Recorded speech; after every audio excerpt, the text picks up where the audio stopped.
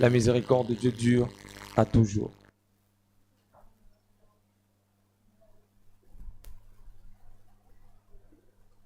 Par la grâce du Seigneur, je m'efforcerai à ne pas être lent aujourd'hui.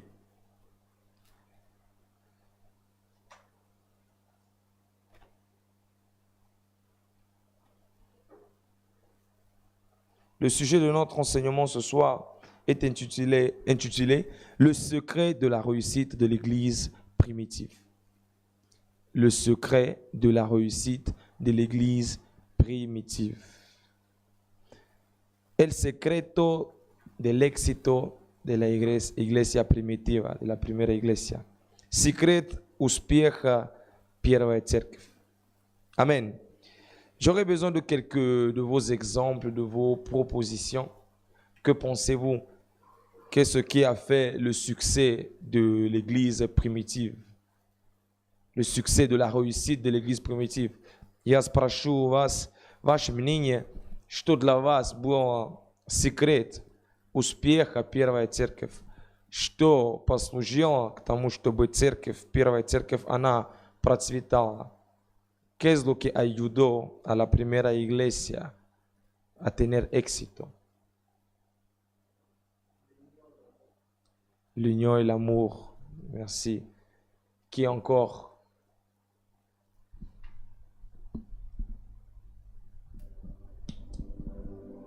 Les réponses, la liste des réponses peut être exhaustive, donc sentez-vous libre de dire ce qui vous vient à l'esprit.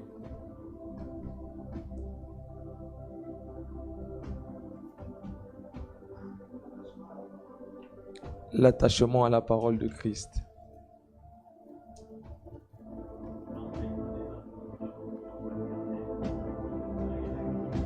Amen.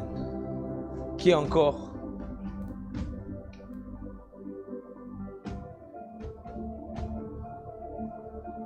Comment? La soumission et l'obéissance. Oui, c'est bien. Comme je l'ai dit, la liste, elle est vraiment exhaustive. Tout dépend de ce que Dieu te met à l'esprit. Что еще? Кто как считает, что был секрет успеха первой церкви? Что послужило к их успеху? Послушание et l'obéissance. Comment? La charité, любовь. Хорошо. Спасибо за ваши ответы. Они все хорошие, правильные. Очень так, точно так было. Но мы останемся в каком-то направлении. Я поделюсь сегодня в это учение несколько секретов. Donc nous allons nous arrêter un peu là et nous allons prendre un cadre. Nous bénissons le Seigneur pour l'unité dans la foi, car ce que le pasteur Robert a dit, c'est de ce que je veux parler aujourd'hui. Donc je vais parler des Actes des Apôtres, le chapitre 2, le verset 42. Et le pasteur Robert a bien répondu. Ce sont les 4 points que je veux toucher aujourd'hui, qui ont fait une grande réussite ou qui ont conduit à une réussite inébranlable de l'Église primitive. Слава Богу за пастора Роберт, что он в духе со мной, был дома со мной, когда я готовился. Приходи по воскресеньям, когда сложно бывает писать проповедь. И вот мы будем говорить сегодня о Деянии апостолов, 2 глава 42. La parole de Dieu déclare: Ils persévéraient dans l'enseignement des apôtres, dans la communion fraternelle, dans la fraction du pain et dans les prières. Bien-aimés dans le Seigneur, la réussite de l'Église passe par ces 4 points fondamentaux. La réussite de l'Église passe par ces 4 points fondamentaux. En effet, les points ci-dessous montrent le niveau de maturité et de croissance que peut atteindre l'Église grâce à ceci. Ces 4 points révèlent le niveau de maturité et de croissance que peut atteindre l'Église si en outre elle fait montre de ces 4 choses. Успеха церковь и служение, он возможен через эти 4 основные пункта. На самом деле эти пункты показывают уровень и также рост, который может достичь церковь, если она приобретает эти пункты или если она живет на основании этих пунктов, эти 4 пунктов. То есть я буду говорить об учении апостолов, буду говорить как там по-русски, о единстве, et также о преломлении хлеба и о молитве. Je parlerai donc de l'enseignement des apôtres. Je parlerai aussi de la communion fraternelle, de la fraction du pain et des prières. Pour que nous comprenions un peu pourquoi est-ce que ces 4 points, pourquoi est-ce que je pense que ces 4 points ont fait la réussite de l'église primitive. C'est moi qui le pense. Je n'ai pas dit que quelqu'un d'autre doit forcément le penser, mais avec les Écritures, je veux prouver que je pense que ces 4 points ont fait que la première église soit un succès éternel. Parce que jusqu'à aujourd'hui, la première église a un succès qu'aucune église n'a atteint. И я верю в том, что эти 4 пункта, они послужили именно к успеху церкви. Нигде это не написано, что именно вот 4 пункта этих были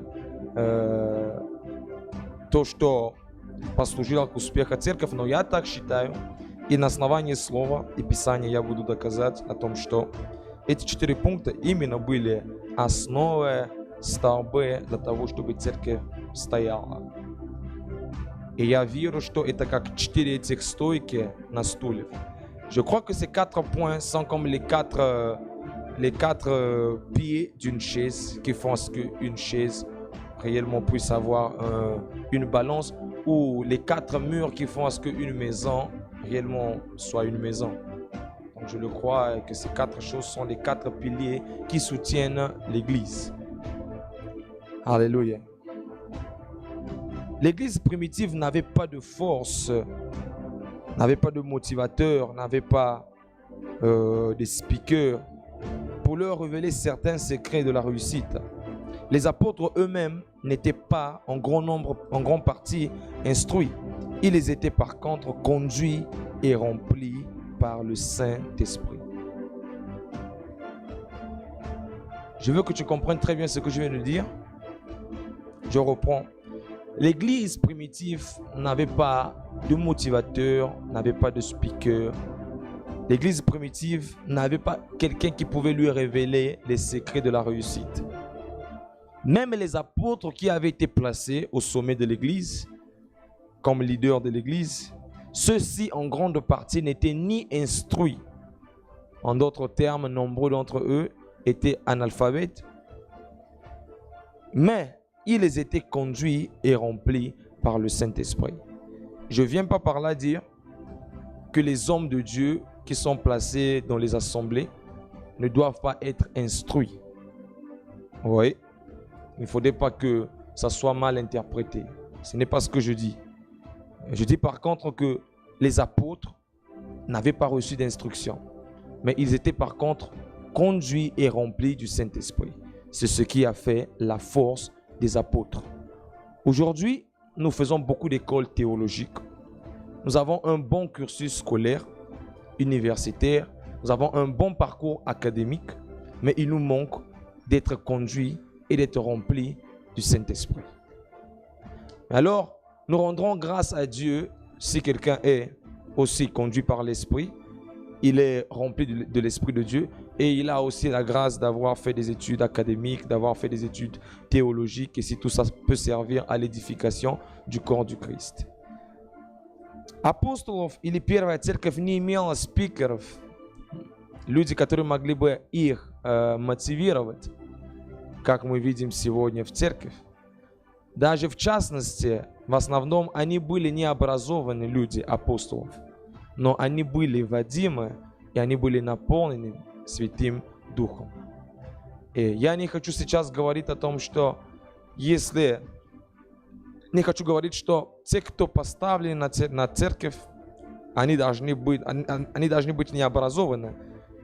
Я не то имею в виду. Я говорю, что они не должны полагаться именно на обучение.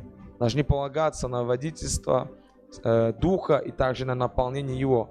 Но, слава Богу, если человек, он прошел хорошее обучение, если человек учился долго, у него есть много знаний, и он может к этому добавить наполнение Святого Духа и Его водительства. Это будет вообще большой плюс к назиданию церкви. Но суть то, что я говорю сейчас, это то, что церковь, первая, она поимела влияние, так как до сих пор даже никакая церковь так не влияет.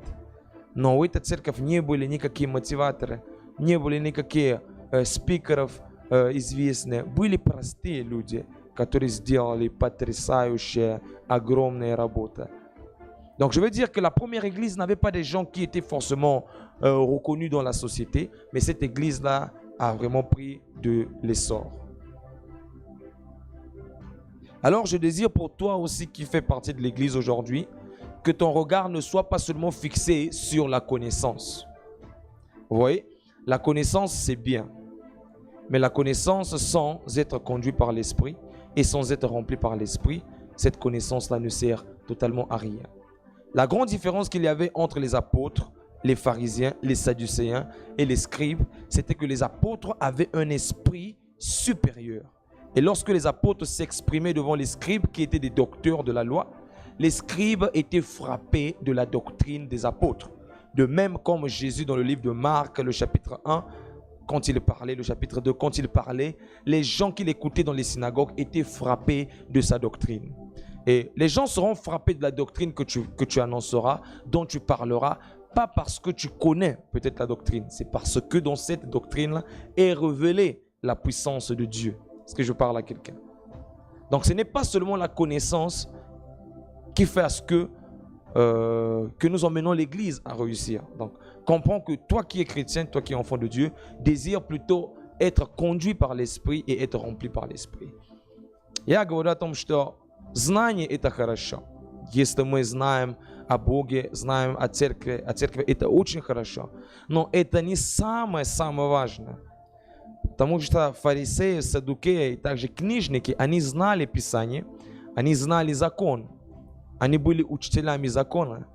Но когда апостолов, когда Иисус в книге Марка, 2 глава, заходил в синагоги и он начал учить, говорить, они были в восторге доктрины или учения, которые проповедовал Иисуса и также апостолов. Поэтому, друзья, то, что будет делать большая разница, это не знание, которое ты знаешь или ты умеешь, а это дух, сила, которая сопровождает проповеди, то слово, то учение, которое ты несешь. Апостол Павел говорит в Коринфянам, что ибо буква, она умерщвляет, но дух дает жизни. L'apôtre Paul, dans la seconde épître aux Corinthiens, il dit que la lettre tue, mais l'esprit vivifie. Alors, si nous n'avons pas l'esprit et nous avons que la lettre, notre église mourra et nous ne pourrions pas connaître un succès dans l'église ou dans l'annonciation de l'évangile. Donc, nous avons besoin de l'esprit. C'est ça qui est la première chose dont nous avons besoin. Je crois et je respecte les personnes qui font ou qui ont fait un grand parcours théologique, mais je crois plus encore en des personnes qui sont conduites et remplies par l'esprit. Gloire soit rendue à Dieu, comme un homme de Dieu que je connais, qui n'a pas fait d'école théologique, qui n'a pas fait un soutien pastoral, qui n'a jamais été enseigné comment être pasteur, comment donner des enseignements. Mais cet homme de Dieu-là, lorsqu'il s'exprime et il parle de la part du Seigneur, même les plus considérés dans le milieu là où il se trouve, donnent gloire à Dieu, parce que l'Esprit de Dieu parle au travers de cet homme-là. Et je le crois que toi aussi tu peux devenir cet homme-là. Toi aussi, ma soeur, tu peux devenir cet homme-là qui est rempli de la puissance de Dieu et qui peut révéler beaucoup de bonnes choses pour l'édification du corps du Christ. Quelqu'un peut dire Amen.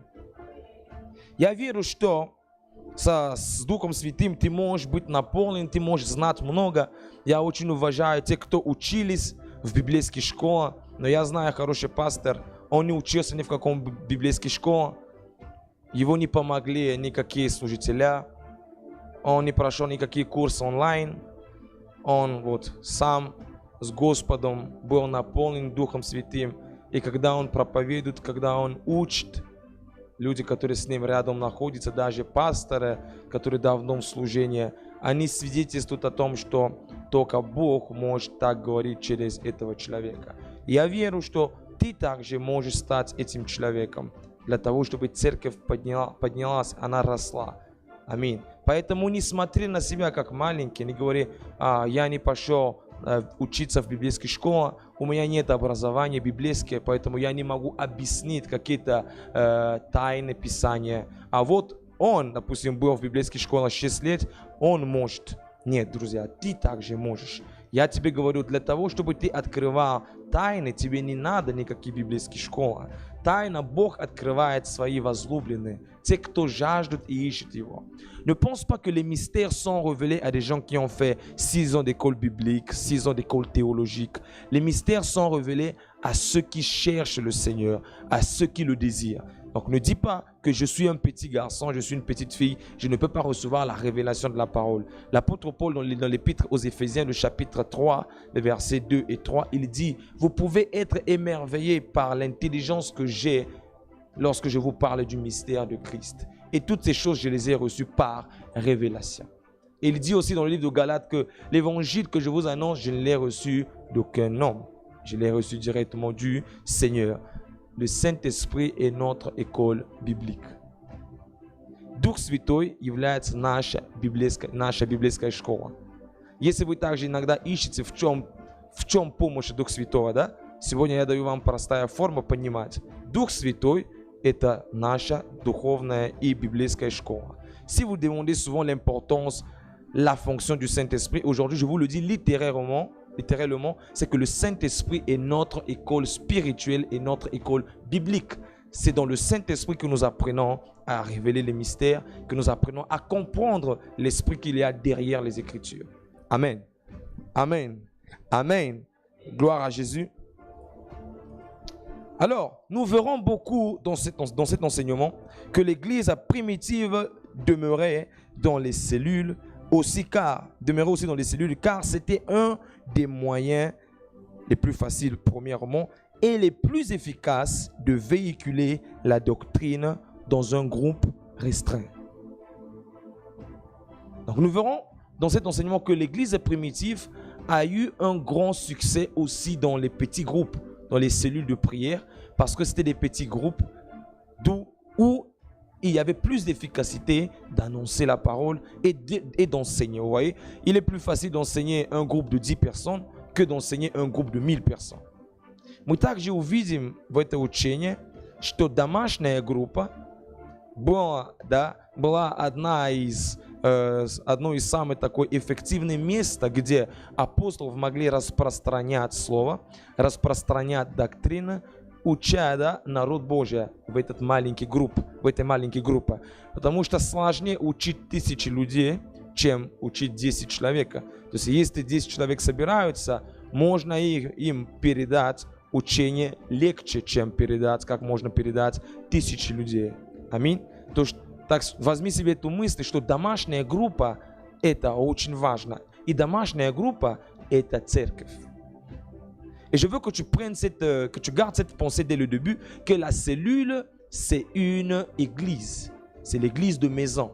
Donc les groupes de maison ont beaucoup aidé la première église à pouvoir véhiculer la doctrine.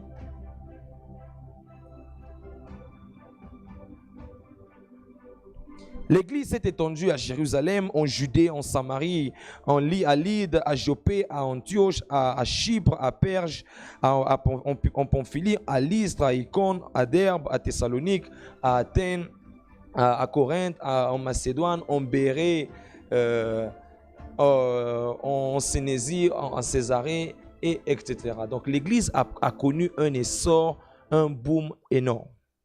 Donc depuis la mort de Jésus, depuis l'arrivée du Saint-Esprit, l'Église a réellement explosé. Et elle a explosé non seulement en Israël, elle a explosé aussi en Asie mineure, et elle a explosé aussi à Rome, et elle a explosé aussi du côté de l'Europe, en parlant concrètement en Grèce. Tout ça par l'œuvre que les apôtres ont fait. Церковь, она выросла после смерти Христа и после пришествия Святого Духа. Церковь, она распространялась. Есть много, где она распространялась. Она распространилась в Самаре, в Иудее, в Иерусалим, в Атен, в Коринфе, она развивалась в Памфилии, в Македонии, она развивалась также в Фессалоникийцам, Кипра и много разных места, где церковь она приобрела вот этот рост. То есть церковь приобрела и в Римской империи очень большое влияние. И мы будем смотреть, что на самом деле эти 4 пункта помогли церкви, да, достигнуть этот уровень прямо влияния. Аллилуйя. Первый пункт – учение апостолов. Le premier point, l'enseignement des apôtres. L'enseignement des apôtres, entre parenthèses, l'évangile et le baptême au nom de Jésus. Tout l'enseignement des apôtres était réduit à ces deux choses, à l'évangile et au baptême au nom de Jésus. Учение апостолов между скобках, проповеди Евангелия и крещение во имя Иисуса Христа. La doctrina de los apóstoles, entre paréntesis, la prédica del Evangelio y el bautismo en el nombre de Jesucristo. То есть, друзья, вы можете посмотреть все Писание, все, я говорю, все Писание.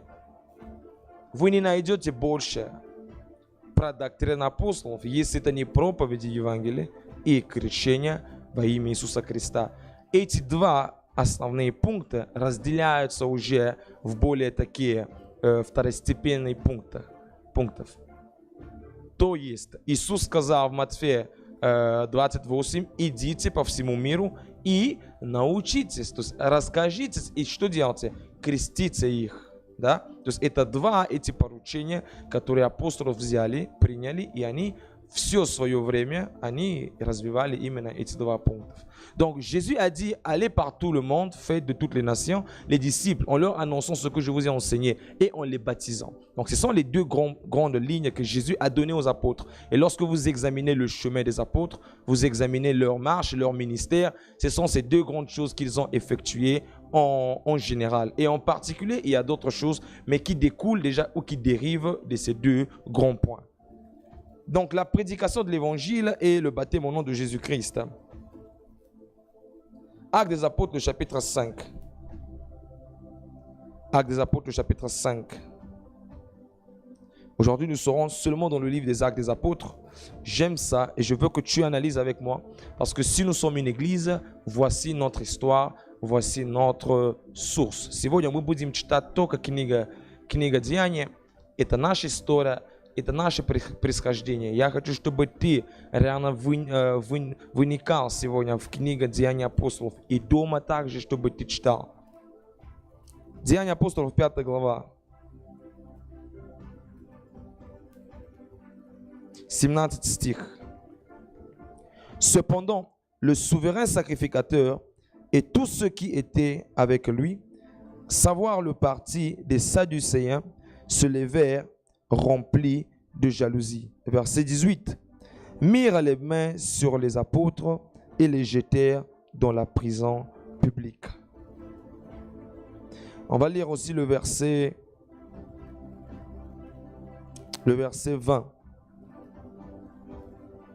et le verset 21. Allez, tenez-vous dans le temple et annoncez au peuple toutes les paroles de cette vie.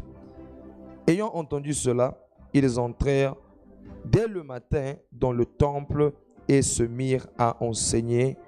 Le souverain sacrificateur et ceux qui étaient avec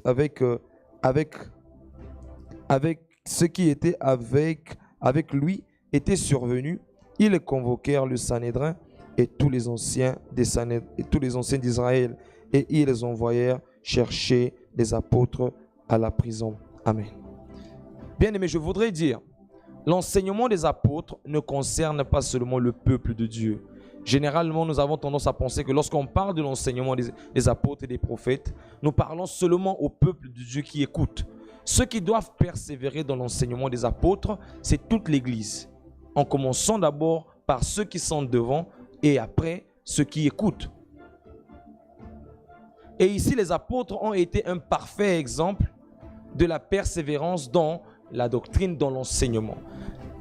L'heure est arrivée où ils ont été jetés en prison. L'apôtre Pierre est jeté en prison et l'apôtre Jean. Et un ange leur apparaît, il leur dit, voilà, allez et tenez-vous dans le temple et annoncez au peuple toutes les paroles de la vie.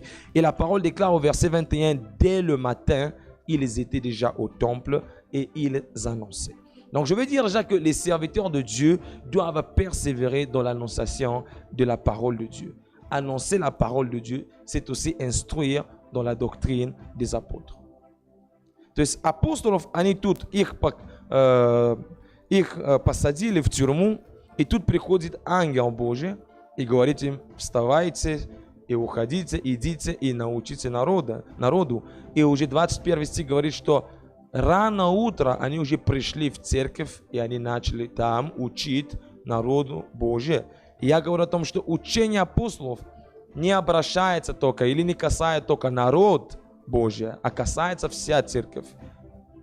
Апостолов сначала, а потом народ. Поэтому и сам пастор, и сам лидер, он должен пребывать в учении апостолов. Также и церковь должна пребывать в учении апостолов. Et alors, mon frère, ma sœur, lorsque nous examinons la parole ou le mot persévérer, nous voyons que le mot persévérer veut dire insistance, persistance. Vous comprenez ce que je veux dire? Le mot persévérer veut dire persistance, insistance. Et donc, on peut remplacer ces mots-là en disant qu'ils persistaient dans l'enseignement des apôtres. Ils insistaient dans l'enseignement des apôtres. Forcément, si tu es dans cette église, tu as déjà cette impression que réellement le pasteur insiste, persiste sur l'enseignement des apôtres. Parce que c'est très important, c'est un fondement fondamental de l'église. Et alors, persévérer dans l'enseignement des apôtres ne veut pas dire « j'ai écouté une fois et je n'ai plus besoin qu'on me répète cela ». Généralement, nous avons tendance de penser, si on nous a déjà enseigné quelque chose, on ne doit plus revenir sur cela. Mais lorsqu'on persévère, on revient sur les mêmes choses, on réitère les mêmes choses pour que le peuple de Dieu soit assidu dans les choses qu'il écoute. Глагол пребывать, если его объяснить, el verbo permanecer, perseverar, это быть стойким, то есть настойчество, если это правильно, и настойчивости. И также это значит также вот терпение или претерпеть. То есть они претерпели, они пребывали, они настоялись именно в учении апостолов. Это не только один раз вам научили и все. Поэтому если ты тут в церкви, возможно, у тебя уже сложилось такое понимание, что тут пастор часто он говорит об учении апостолов. Это потому что надо в этом вот продолжать, надо в этом претерпеть. Но вот дальше говорит об этом, много говорит об этом. Это очень важно. Поэтому слово говорит пребывать. Пребывать это значит постоянно. Пребывать значит постоянно. Donc demeurer, persévérer veut dire constamment. Donc constamment, l'Église doit demeurer dans l'enseignement des apôtres.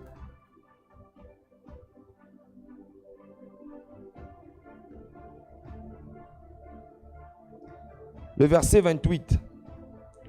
28 стих, 5 же глава. Мы читаем с 28 по 32. Nous allons lire du verset 28 jusqu'au verset 32 du 5e chapitre.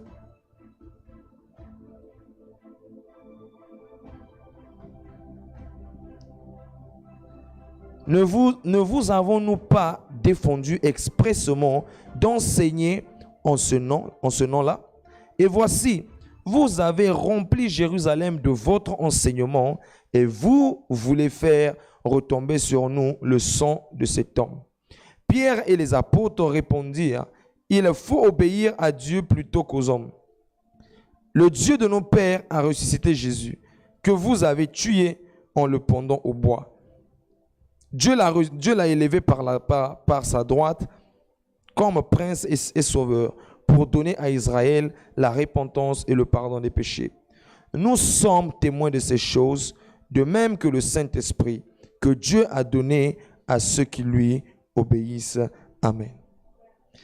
Les apôtres aujourd'hui ils disent ici que à qui devrions-nous obéir? À Dieu ou aux hommes? Et je te pose la question, toi, Église. À qui devrais-tu obéir? À Dieu ou à des hommes?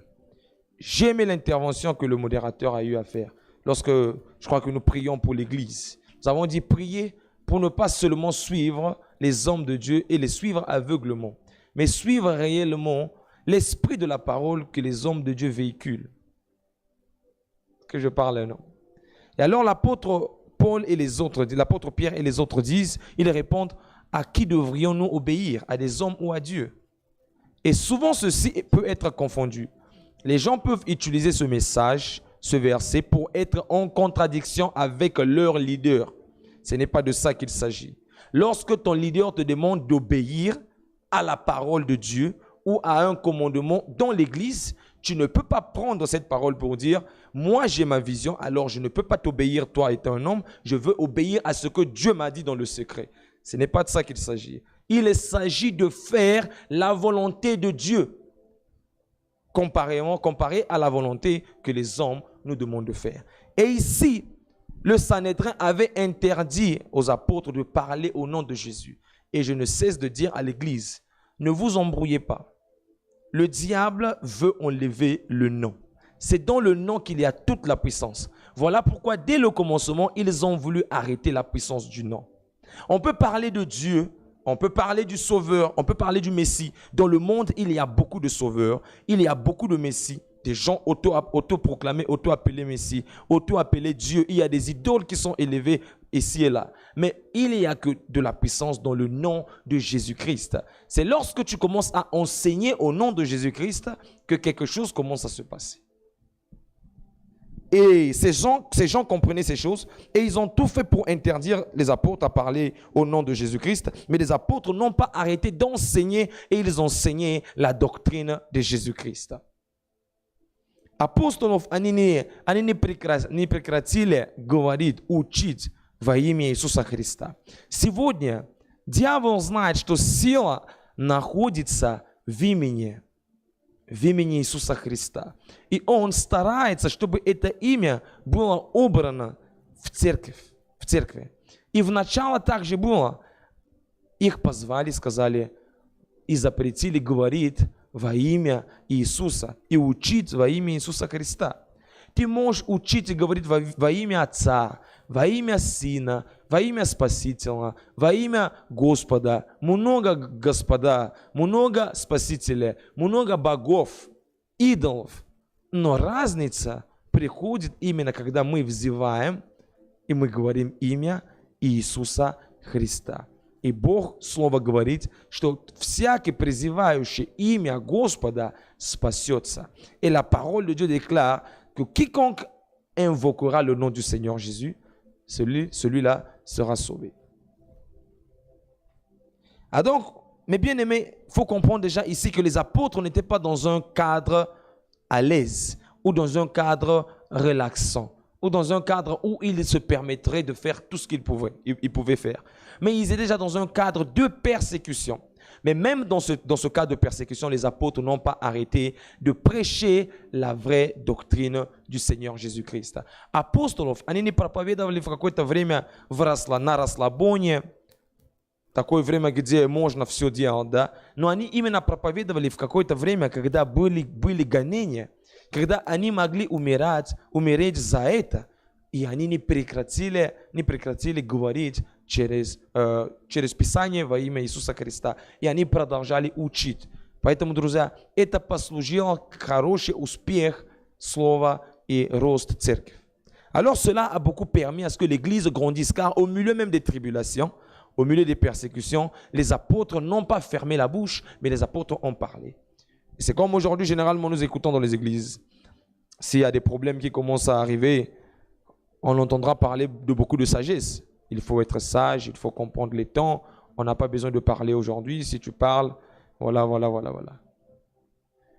Et je ne cesse de donner mon témoignage en disant, si ce n'était pas par la grâce de Dieu, si ce n'était pas la main du Seigneur, je ne serais pas ici. Je n'aurais même pas fini mes études, j'aurais déjà été déporté depuis. Et pour moi, c'est un témoignage que lorsque j'ai donné ma vie au Seigneur pour le servir, je lui ai donné sans garantie. Dieu ne m'a donné ni RVP, ni VNG, ni document pour prêcher la parole. Il m'a juste dit, va et prêche la parole. Et tous les jours où je prêche la parole, la porte peut s'ouvrir et je peux être déporté de ce pays. Donc, dans toute situation, favorable ou non, on doit prêcher la parole. Во всех случаях, во всех ситуациях, удобно, неудобно, мы должны благовествовать. Мы должны это делать. Я по-русски скажу, также я знаю одного пастора, также его также могли давно отправить домой, потому что когда он начал служить Богу, у него не были никаких гарантий, что все, РВП, ВНЖ, чтобы он начал служить Богу. Это не сложно, если сегодня я скажу, все, брат, столько, да, такой-то, мы тебе дадим документы, виза, чтобы ты реализовал тут служение, все хорошо, все в норме. Зачастую, в частности, человек будет согласен, потому что он видит, что у него есть гарантия. Но во всех случаях мы должны рассказать о Христе, мы должны благовествовать, потому что к этому Иисус призвал нас. Amen. Actes des apôtres, on va lire encore le verset 41. Le verset 41, le verset 42. Прочитаем 41, 41, 42 стихи. Les apôtres se retirèrent devant le Sanhédrin, joyeux d'avoir été jugés dignes de subir les outrages pour le nom de Jésus. Et chaque jour, dans le temple, dans les maisons, il ne cessait d'enseigner et d'annoncer la bonne nouvelle de Jésus-Christ. En tout cas, quand moi j'ai lu encore cela une fois, j'ai commencé à penser et j'ai commencé à réfléchir. Et j'ai commencé à me poser des questions. Je me suis dit, voilà, 3000 personnes qui viennent de se convertir, de se baptiser, ils ont donné leur vie à Jésus. Et ici, la Bible déclare que voilà, et chaque jour, dans le temple et dans les maisons, il ne cessait d'enseigner. Et vous voyez, mes frères, mes sœurs, très généralement nous écoutons, est-ce que nous devrions aller à l'église tous les jours? Est-ce que nous devrions écouter la parole de Dieu tous les jours? Et ce sont des questions qui reviennent généralement. Les gens mettent en fait le sort de la pauvreté de beaucoup de gens sur le fait qu'ils sont à l'église. Et je voudrais déjà annuler ce stéréotype-là pour toi qui es au début de ta marche chrétienne. Bien-aimé dans le Seigneur, je ne crois pas qu'un frère ou une sœur devienne pauvre parce qu'il va tous les jours à l'église. Il faut que tu enlèves ça de ta tête. Ça, c'est une œuvre du diable. C'est le diable qui veut te faire comprendre que comme tu vas tous les jours à l'église, tu ne réussiras pas. Et surtout, nous entendons beaucoup aujourd'hui sur les réseaux sociaux que l'Afrique a un grand problème. Bien qu'il y en a, je reconnais en grande partie qu'il y a un grand désordre spirituel ou ecclésiastique chez nous, en Afrique. Mais je ne pense pas que le manque de développement du continent africain est l'église. Parce que si dans nos pays africains, si nous prenons une population, disons, de 3 milliards qui vivent en Afrique, même si on pouvait dire que les religieux, en parlant de toutes les religions, de l'islam et du christianisme, étaient 1 milliard. Les 2 milliards qui ne font pas de religion, ils font quoi? Sont-ils incapables de développer le continent? Et bien aimé, il ne faudrait jamais croire que si tu viens chaque fois écouter la parole de Dieu, tu deviens pauvre. Au contraire. Et je donne toujours le témoignage aux frères qui sont ensemble avec nous. Que voilà, on peut, et ça ce n'est même pas pour s'enorgueillir, c'est avec toute humilité, avec toute simplicité que je le dis. Je le dis que je sers Dieu à temps plein. Je sers Dieu, je suis jeune, je sers Dieu à temps plein. 24 heures sur 7, 24 heures sur 24, 7 sur 7, 7 sur 7, je suis disponible pour l'église. Mais je peux encore vous rassurer que même si 24 heures sur 7, je suis au service de l'église, j'ai quand même assez du temps pour entreprendre. Entreprendre et pour les affaires, entreprendre et pour ma propre personne. C'est-à-dire investir dans mon développement personnel. J'ai du temps pour lire, j'ai du temps pour étudier, j'ai du temps pour faire du sport, j'ai du temps pour être avec ma famille, être avec des amis. Il y a toujours suffisamment de temps. Donc, soit tu prends ça pour excuse, tu penses que le fait que tu viennes à l'église chaque jour, que tu donnes 2 heures, 3 heures à l'église, c'est ça qui est la source de ta pauvreté ou de ton problème, tu es complètement sur la plaque. Друзья, если ты считаешь, что приходить каждый день в церковь и каждый день слушать Божье Слово, именно сделал тебя бедным, ты неправильно рассуждаешь. Мир сегодня говорит о том, что это потому, что вы молитесь много, вы ходите в церковь много, поэтому вы стали беднеть. А на самом деле это не так. На самом деле это не так. И в Африку часто говорят, наш континент находится в проблеме бедности, потому что там много молятся, они работают. Я говорю, на самом деле, даже если это было так, 3 миллиарда людей живет в Африке. Если 1 миллиард, они, допустим, и мусульмане, и христиане, они ходят в собрание, тогда 2 миллиарда, которые не ходят в собрание, они не могут развивать страны, что ли? Они могут развивать страны. То есть проблема не в этом.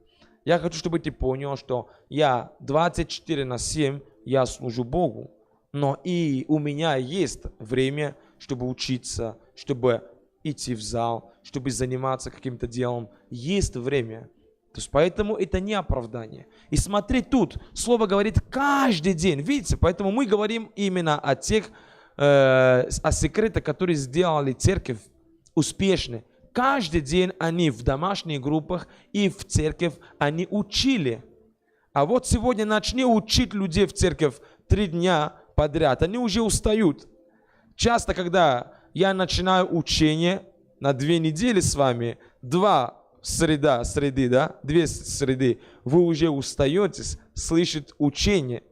Но первая церковь, они каждый день слышали учение апостолов. Как не поиметь влияние? Comment ne pas avoir un succès si tous les jours l'église primitive écoutait la parole de Dieu? Or, c'est la parole qui est source de vie.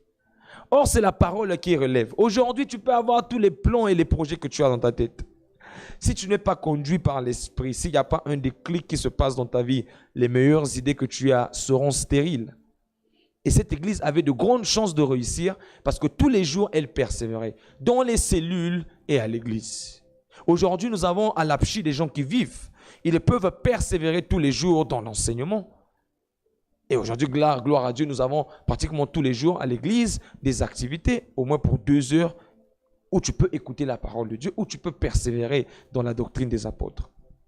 Donc, c'est un point très important et qui a beaucoup aidé l'Église à arriver à avoir de l'influence. Parce que, vous voyez, c'est comme des idéologies. Nous avons vu apparaître au XXe siècle l'idéologie du communisme et en Russie, partout, on ne parlait que du communisme. Partout. Donc, on peut appeler ça, on endoctrinait les gens du communisme et du capitalisme. Les gens étaient endoctrinés. Ils n'écoutaient que ça, ils ne vivaient que de ça, ils ne voyaient que ça. Tout ce qu'ils voyaient et tout ce qu'ils écoutaient ne leur rappelait que soit le communisme, soit le capitalisme. Et ces 2 mondes ont vécu dans cette réalité. Et lorsque tu veux que les gens réellement soient fondés et tu veux qu'une idéologie réussisse, il faut qu'il y ait une constance dans l'enseignement. Если вы хотите, чтобы... Réveille ton frère qui dort à côté de toi. Si tu veux, если вы хотите, чтобы служение процветало, то в служении должно быть должно быть постоянство. Во время коммунизма, во время капитализма в 20 веке практически все то, что люди слышали и видели, напоминали им о коммунизме или о капитализме. То есть поэтому они были научны в этом. Они дышали этим, они жили этим. То есть все, что они делали, они видели коммунизм, они видели капитализм. И они начали жить так. И также, если сегодня ты пребываешь каждый день в учении апостолов, ты будешь видеть так, ты будешь понимать так. А сегодня мы поднимаем церковь, которая, она нечистая. То есть в церковь, в учении церковь есть много что. И все не фильтрировано. Поэтому церковь не может иметь влияние настолько, насколько у нее нет своя доктрина или свое учение. А учение мира, оно двигается прямо вот очень постоянно. Ты будешь на улице читать реклама всегда об этом и об этом. Donc dans le monde, par contre, tu regarderas beaucoup de choses, tu verras des publicités qui sont faites sur une idéologie quelconque. Lorsqu'il y a des élections, vous verrez des partis politiques qui vont afficher des banderoles que vous devriez lire chaque jour. Donc quand tu sors de chez toi, tu lis cette banderole. Quand tu rentres chez toi, tu lis cette banderole. Et cette banderole que tu lis commence à faire partie de ta façon de penser.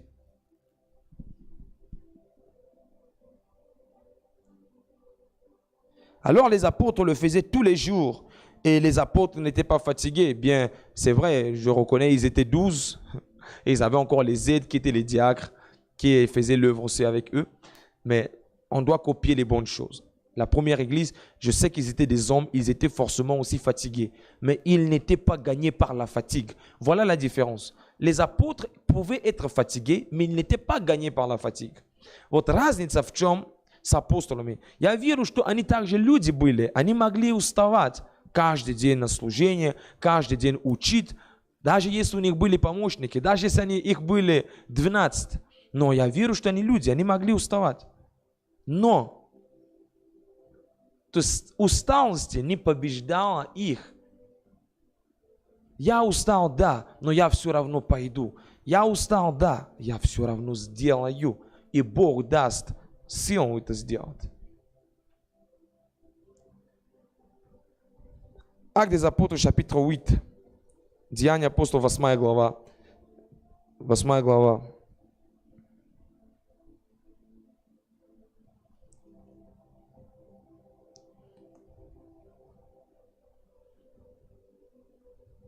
Восьмая глава, 12 стих. Actes des Apôtres 8, le verset 12. Mais quand ils eurent cru à Philippe, qui leur annonçait la bonne nouvelle du royaume de Dieu et du nom de Jésus-Christ, hommes et femmes se firent baptiser. L'Église ici traversait une époque difficile. Donc l'Église traversait un moment où elle a commencé à être persécutée. Et lorsque l'Église a commencé à être persécutée, l'Église s'est dispersée dans les contrées aux alentours. Et le diacre Philippe s'est retrouvé en Samarie. Et étant en Samarie, il n'arrêtait pas d'annoncer la parole de Dieu. Il prêchait la bonne nouvelle et hommes et femmes crurent en la parole et ils furent baptisés. Donc l'Église a encore connu un boom. C'était comme si on nous a divisés ici. Chacun se trouve, certains sont à Belgorod, d'autres sont à Ariol, d'autres sont à Moscou. Et un petit groupe, une personne qui se trouve à Ariol, prêche l'évangile et un groupe de personnes croient en cet évangile-là. Et ces personnes sont baptisées. Donc le petit groupe qui a été dispersé grandit. Donc les apôtres n'ont pas arrêté d'enseigner. Апостолов они не прекращали учить и проповедовать Евангелие, благовествовать. Тут рассеялась церковь, пришли гонения, их разделили. Так как будто тут кто-то в Воронеж поехал, Орел, Москва. И один человек, диакон Филипп, он начал говорить слово, проповедовать, и мужчины, мужи, женщина, они поверили, покаялись и приняли крещение. То есть сразу церковь опять же выросла, там, где она была рассеяна. Поэтому невозможно, чтобы церковь не выросла, если идет учение et благовествование. Donc, il n'est pas possible que l'Église arrête de grandir si nous annonçons la parole et si nous enseignons. Et posons-nous aussi la question aujourd'hui, pourquoi aussi notre Église ne grandit pas? Peut-être parce que nous n'annonçons pas assez l'Évangile là où les gens se trouvent. Là où toi tu te trouves, l'Évangile n'est pas avancé, n'est pas annoncé. Ça fait peut-être 2 ans, 3 ans que tu vis là-bas, mais l'Évangile n'est pas annoncé. Les gens ne croient pas en la bonne nouvelle, mais tu es quand même aussi un disciple et tu es jeté quelque part. Mais la première église a eu une efficacité parce que tous, comme étant disciples, à leur niveau, ils parlaient. Donc les apôtres enseignaient, les autres disciples aussi parlaient de Jésus. Ils pouvaient promulguer l'enseignement qu'ils recevaient des apôtres là où ils se trouvaient. Regardez le diacre Philippe, lorsqu'il s'est retrouvé dans cette situation, il a annoncé la parole, il a prêché l'évangile. Mais lorsqu'il est arrivé le moment de faire les choses, de baptiser tout ça, il appelait Pierre et Jean. C'est Pierre et Jean qui sont venus, qui ont prié, imposant les mains pour les gens qui avaient été baptisés, ils les ont baptisés, ils ont prié pour eux et les personnes ont reçu le Saint-Esprit. Donc, vous voyez, l'Église peut réellement fonctionner et doit fonctionner comme un organisme. Chacun a sa place et chacun a son rôle à jouer. Et toi aussi, tu as ton rôle à jouer dans l'Église. У каждой из нас есть своя роль. Но сегодня мы приходим только в церковь. Я пришел, услышал и домой пошел. Первая церковь, она так не работала. Она так не жила. Каждый, кто приходил в церковь, он был член церкви. И он также помогал в проповеди Евангелия, в благовествовании Евангелия. То есть они помогали в этом. Поэтому сегодня, смотрите, да, стульев сколько. Но в Курске сколько студентов, которые говорят на французском языке, которые говорят на испанском языке, которые говорят на английском языке, и русские, которые говорят на русском языке. Мы должны задавать себе этот вопрос. Возможно, мы не делаем свою работу. А мы ищем, чтобы какие-то спикеры пришли к нам, рассказали нам мотивацию, как надо делать, чтобы церковь выросла. Нет, вот что делать надо. Les gens, on invite des gens qui doivent nous faire des séminaires, on invite des gens qui doivent nous donner des enseignements sur comment l'Église doit grandir. Bien aimé, ce n'est pas forcément que quelqu'un a un secret à partager s'il a réussi. Pas forcément. Tu peux me demander, pasteur Caleb, quel est ton secret en faisant ceci? Je n'ai peut-être pas de secret, je vais peut-être te répondre littéralement que je prie juste et je lis la parole. Le reste, c'est le Saint-Esprit qui le fait. Donc, il ne faut pas toujours penser que quelqu'un qui a réussi, il a réussi parce qu'il mérite cette réussite-là. La réussite vient aussi par un don de grâce. Je peux vous donner un exemple. Moi, je n'ai pas appelé tous ceux qui sont à l'église ici. Vous, tous qui êtes ici, vous n'êtes pas venus parce que c'est moi qui vous ai appelé. Vous n'avez pas peut-être écouté la première fois l'évangile de ma bouche. C'est de même les gens qui peuvent avoir aujourd'hui une église des milliards de personnes. Ce n'est pas forcément eux qui sont sortis sur la toile pour dire à des gens venez. Et les apôtres non plus. Ce n'est pas Pierre et Jean qui sont sortis et qui ont apporté toute la foule. Bien sûr que le premier jour quand ils ont prêché, après la protocole, 3000 hommes furent repentis. Mais je veux dire juste simplement que ce n'est pas toujours comme ça que ça marche. Dieu, il doit utiliser tout un chacun dans l'église. Donc nous ne devons pas croire qu'on doit inviter, voilà, aujourd'hui, un tel pasteur. Et même moi, si on m'appelait aujourd'hui, pasteur Caleb vient donner un séminaire à une église qui vient de commencer pour leur donner les secrets de comment il faut réussir. Ce que je vais leur dire, c'est ce que je dis aujourd'hui. Et même si demain Dieu nous faisait grâce de pouvoir conquérir le monde avec la prédication de l'évangile, je ne verrai aucun autre secret si ce n'est persévérer dans l'enseignement des apôtres. Если завтра Бог даст нам вырасти, по всему миру распространяться. Я не вижу, какие секреты я могу давать маленьким церкви, чтобы они развивались, если только не то, о чем я говорю вам сегодня. То есть не всегда, когда мы видим, что кто-то имеет успех, что он реально что-то сделал, это благодать, это дар Божий. Потому что я могу читать Слово, молиться, но также есть другие пасторы, которые читают Библию, и молятся, может быть, больше, чем я молюсь. Но у них нет благодати, которая у меня. И у меня нет благодати, которая у них. Поэтому наш источник мотивации должно быть Слово. Donc notre source de motivation doit être l'Écriture.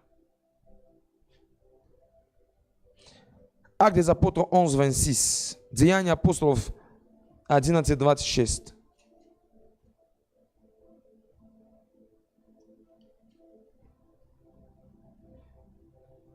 Et l'ayant trouvé, il l'emmena à Antioche. Pendant toute une année, ils se réunirent aux assemblées de l'Église. Ils se réunirent aux assemblées de l'Église et ils enseignaient beaucoup de personnes. Ce fut à Antioche que pour la première fois, les disciples furent appelés chrétiens. Bien-aimés dans le Seigneur, l'apôtre Paul et Barnabas à Antioche, ils sont aussi partis comme des missionnaires. Et la Bible déclare, pendant toute une année, ils ne faisaient qu'enseigner des personnes. Vous voyez, je vais vous dire un secret, ce en quoi je crois, moi personnellement. Ce n'est pas la vérité, hein, c'est ce en quoi moi je crois. Lorsque vous regardez et vous observerez ma manière de faire, je ne travaille pas toujours avec la foule. C'est ma façon de voir les choses.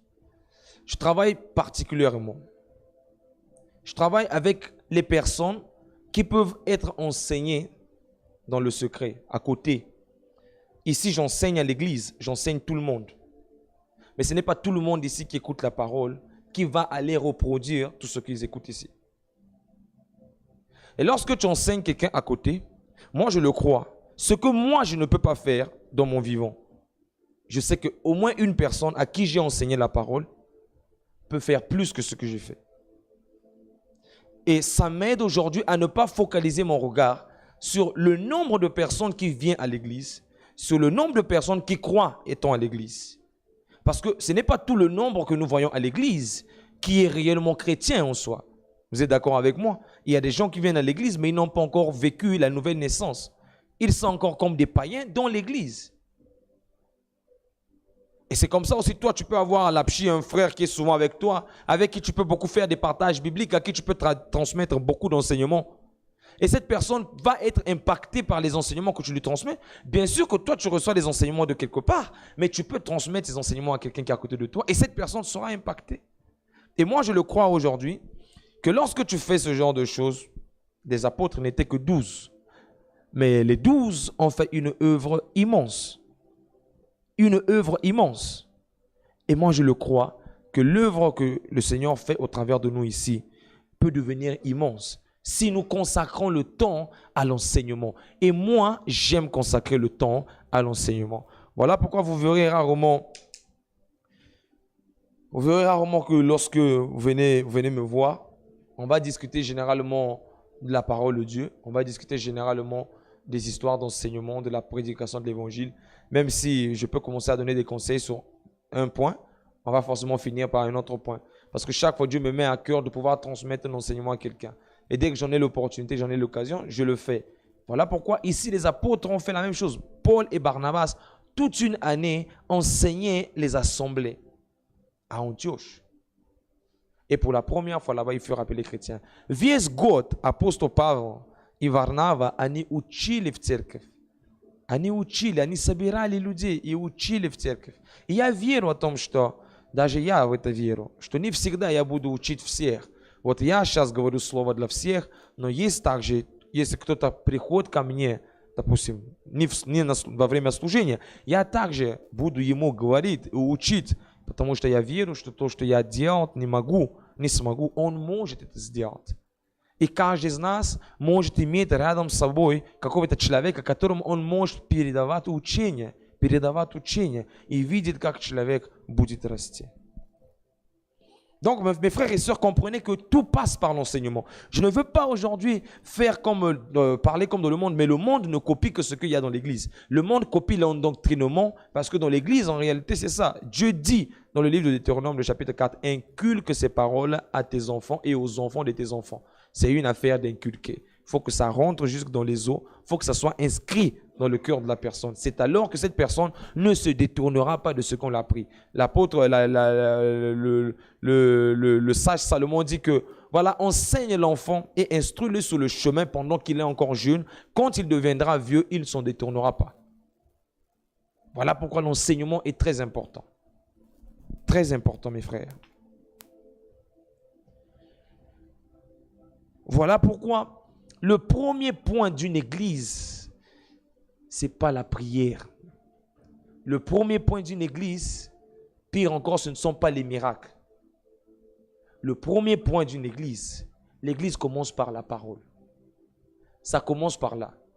Chacun de nous peut prier. Chez lui, étant à la maison, tout étant seul.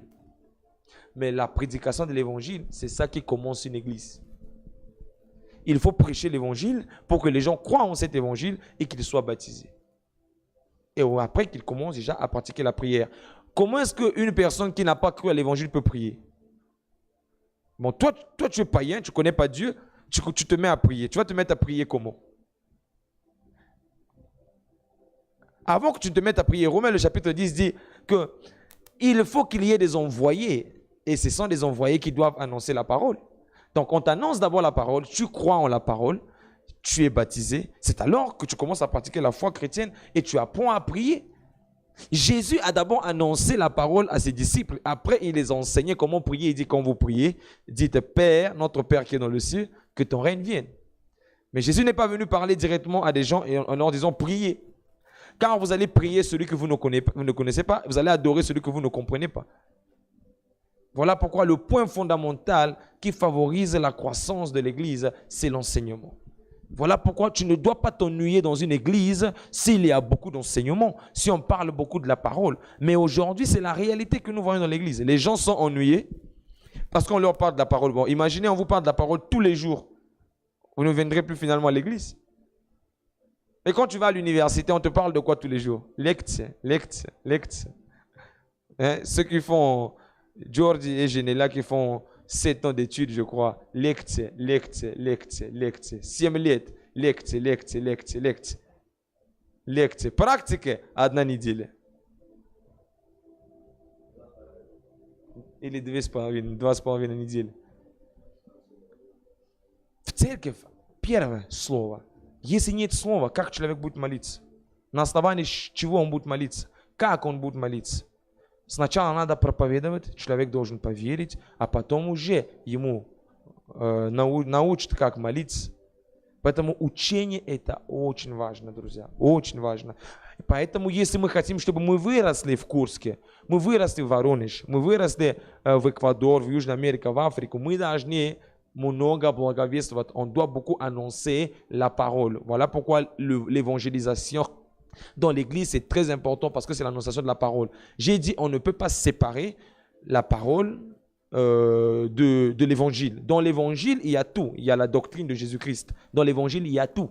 Donc il ne faut pas mettre l'évangile d'un côté et l'enseignement de l'autre côté. Ah, l'évangile, c'est dire à quelqu'un que Jésus t'aime, il est mort pour toi, il a pardonné tes péchés. Ah, l'enseignement, c'est quand on commence à t'enseigner comment faire la doctrine, je ne sais pas, d'imposition de main. Non.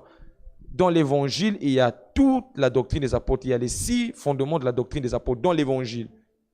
Quand on annonce l'évangile, on impose les mains. Donc, quand on annonce l'évangile, on baptise. Donc, il y a la doctrine dans l'évangile. Ce que je me fais comprendre, dans l'évangile, il y a la doctrine. Ce ne sont pas deux choses séparées.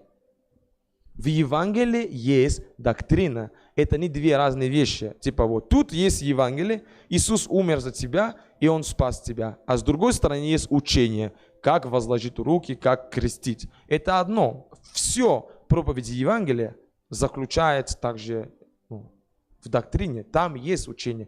Ты проповедуешь, и ты крестишь. Ты проповедуешь и возлагаешь руки. Ты исполняешь Божье поручение. То есть тем самым ты делаешь то, что является учением. Amen. Est-ce que vous comprenez de quoi je parle? Gloire à Dieu. Et regardez quelque part, l'Église a eu un problème. Des nouvelles personnes ont commencé à enseigner une fausse doctrine. On va lire cela. И мы посмотрим, где-то люди начали проповедовать лежит доктрина, неправильная доктрина. Actes des Apôtres 15, Деяния 15 глава, 1 стих, le verset 1. Quelques hommes venus de la Judée enseignaient les frères en disant, si vous n'êtes pas circoncis, selon le rite de Moïse, vous ne pouvez être sauvés. Ah! Toi, tu viens d'où? Oh! Théâtre coup de pression. L'église s'est posé des questions en disant, oh, comment ça? Non, stop. Quoi?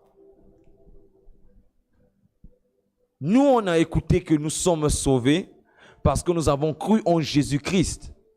Et nous avons été baptisés et ensevelis dans son baptême. C'est alors que nos péchés ont été pardonnés. Mais un certain monsieur, parce qu'il a beaucoup de followers, c'est un bon TikToker, et youtubeurs, il vient nous dire qu'aujourd'hui nous sommes sauvés. Nous ne pouvons pas être sauvés si nous ne faisons pas le rite de Moïse, la circoncision. C'était une nouvelle doctrine. C'était un nouvel enseignement qui était rentré dans l'église. Et l'église, comme elle était bien enseignée, l'église s'est mise à penser. Et on va lire le verset de ce qui s'est passé dans l'église même. Мы прочитаем 2 стих. Тут уже пришла новая доктрина, и они начали думать. Нам сказали, что спастись можно, когда ты веришь в Иисуса Христа. А тут говорят, если ты не будешь обрезаться, circoncision, ты не можешь спастись. И они не поняли. Смотрите, что произошло. Verset 2. Paul et Barnabas eurent avec eux un débat et une vive discussion. Et les frères descendirent de Paul et et les frères décidèrent que Paul et Barnabas et quelques-uns de leurs monteraient à Jérusalem vers les apôtres et les anciens pour traiter cette question. Voilà pourquoi, généralement, il y a des gens qui vont dire, je crois que moi j'étais dans cette église-là. Moi aussi j'étais là-bas. Parce que je ne peux pas être de ceux qui vont écouter, qui vont dire, bon, toi parle pour toi, avance. Donc, si je te laisse avancer, je t'attends quelque part. Je vais t'attendre là où je vais t'attraper. Je te laisse d'abord avancer ton idée qui n'est pas correcte. Je ne peux pas supporter. Je sais, la parole est une sémence. Lorsque la sémence est sémée, elle va donner un fruit. C'est-à-dire, à côté de moi, je n'aime pas que quelqu'un sème quelque chose qui n'est pas dans la parole. Donc parfois, je me force. Quand je suis à l'étranger, là, si je ne suis pas à l'église, je suis peut-être dans une église quelque part. Mais si je suis avec les pasteurs, on est réunis là. Je ne veux pas attaquer, je ne dis pas avec impolitesse. Je commence par poser des questions. Je commence à les faire dire ce qu'ils doivent dire. Et à la fin, on se rend compte que ce qu'on faisait, ce n'était pas ça. Bien aimé, je vous dis, n'ayez pas peur. Ce que je vous dis, je vous le dis avec assurance, n'ayez pas peur. Je suis jeune, je n'ai peut-être pas d'expérience dans le pastorat. Je suis le moindre de tous. Mais avec l'Esprit de Dieu, je peux discuter avec des personnes considérées. Et vous, si vous pouvez le faire, parce que vous avez la même parole, vous lisez la même parole que nous lisons. Il n'y a pas une Bible des pasteurs et une Bible des brebis. C'est la même Bible. Amen. Нету Библии для пастора и Библии для овцы. У нас все одна Библия.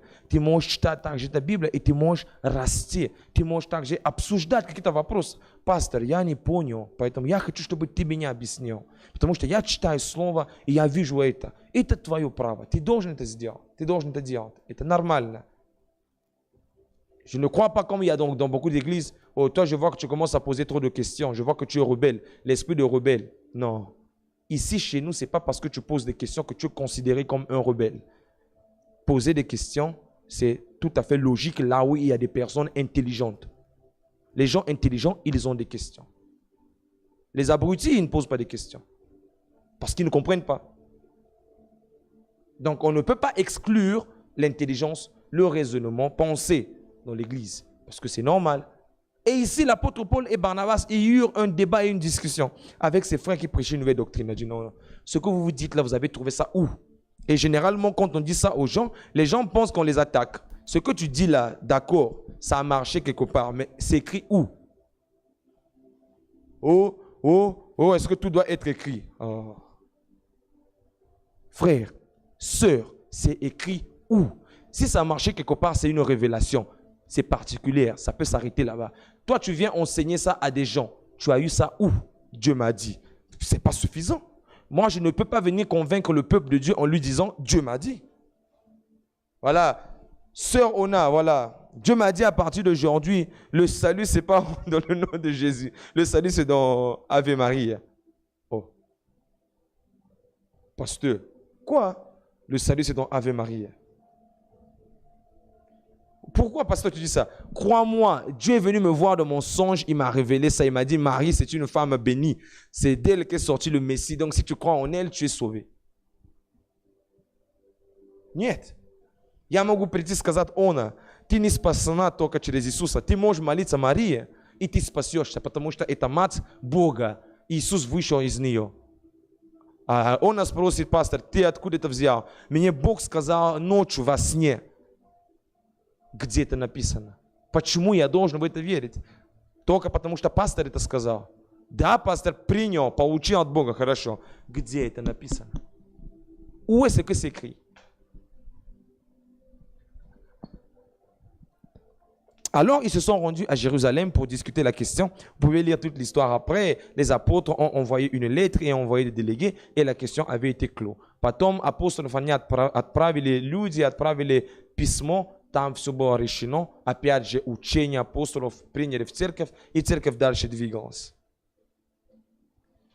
Donc, l'apôtre Paul et Barnabas demeurent pour s'assurer que l'Église demeure dans la doctrine des apôtres. pour voir si la parole est bien prêchée dans les églises qu'ils ont commencé.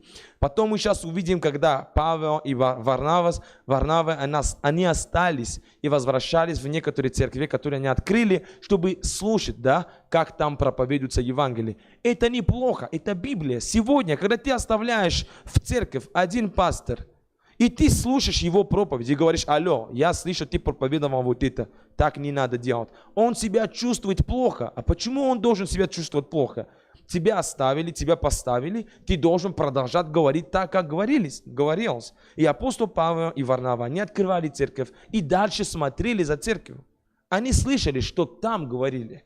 Но l'apôtre Paul et Barnabas, ils écoutaient ce qui était prêché dans l'église. Ce n'est pas comme aujourd'hui dans notre nouvelle tendance, surtout nous les jeunes, qui avons un excès de la plénitude du Saint-Esprit, qui sommes tellement conduits par l'Esprit, qui comprenons tout ce que nous faisons. Quand on te dépose, on te place quelque part, c'est très normal que le pasteur contrôle ce que tu dis, comment tu conduis la prière, comment tu conduis la modération, comment tu donnes les enseignements, comment tu exhortes. Tu es parti à Varonège exhorter, le pasteur demande: envoie-moi l'enseignement, tu ne peux pas les prêcher sans que moi je sois au courant. Oh, le pasteur, il a de contrôler ce que je dois dire. Est-ce que c'est comme ça que les choses doivent fonctionner? Oh. C'est comme ça, je dois voir qu'est-ce que tu vas les dire là-bas.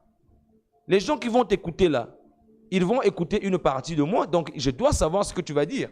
Je ne peux pas te laisser quand même de diriger la prière ou de diriger le culte comme toi tu veux. Est-ce qu'on se comprend, mes frères? Et l'apôtre Paul, il faisait les mêmes choses. Mais aujourd'hui, notre génération n'aime pas ces choses-là. Voilà pourquoi nous n'arrivons pas à réussir. On n'arrive pas à être élevé. Parce qu'on n'arrive pas déjà dès le plus petit âge, le plus bas âge, à apprendre. Et à apprendre la soumission. Et à apprendre dans l'humilité et dans la simplicité. Ça nous manque.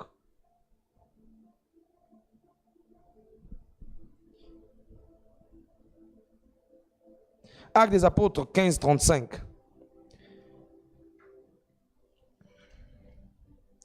Paul et Barnabas demeurèrent à Antioche, enseignant et annonçant avec puissance, avec plusieurs autres, la bonne nouvelle de la parole de Dieu. Ils demeurèrent à Antioche pour continuer à annoncer.